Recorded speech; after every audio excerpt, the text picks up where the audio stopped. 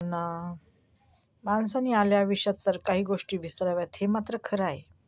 पण काही गोष्टी विसराव्यात ज्या गोष्टीमुळे मनाला फार यातना झाल्या, दुःख झालं, जे घडायचं नव्हतं ते घडलं, खऱ्या खोट्याचा न्याय झाला, मला खोटं ठरवण्यात आलं, मला घाणेरडं बोलण्यात आलं, हे मी विसरू नाही. ते मी माझ्या मरुस्तोवर विसरणार नाही, हे मात्र लक्षात ठेवायचं समोरच्याने. आता जसं आहे, मागे जसं होतं, मागे वारा पण जात नव्हता, माहिती आहे का? तर काही गोष्टी वाईट घडल्या, त्या माझ्या अंतःकरणाच्या एका कोपऱ्यात आहेत, माहिती आहे का?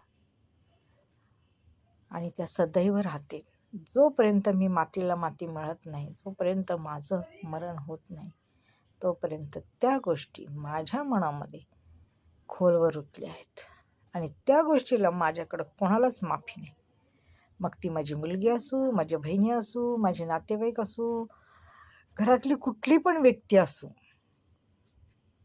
माफी मिळणार नाही. कारण का, तुम्ही ज्या वेळेस त्या वेदना दिल्या ना मला, त्या माझ्या अंतःकरणात तशाच राहणार आहेत. त्या वेदनाला औषध नाही हो, माहिती का? त्या वेदनाला माफी पण नाही आहे माझ्याकडं, की माफ करा, माफी झाली, चुकलो, हे झालं ते झालं, नाही. कारण गोष्टी घडायच्या नव्हत्या त्या घडल्या, बोलायचं नव्हतं ते बोलून गेला, त्यामुळं तिथे माफी नाही. एवढं मात्र लक्षात ठेवा.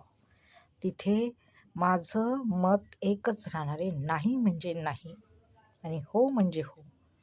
जी गोष्ट मला पटते ती मी करणार, जी मला पटत नाही ती मी कितीही माझ्या पुढे विनवण्या केल्या तरी मी कदाचित करणार नाही आणि तिथे पाऊल पण टाकणार नाही.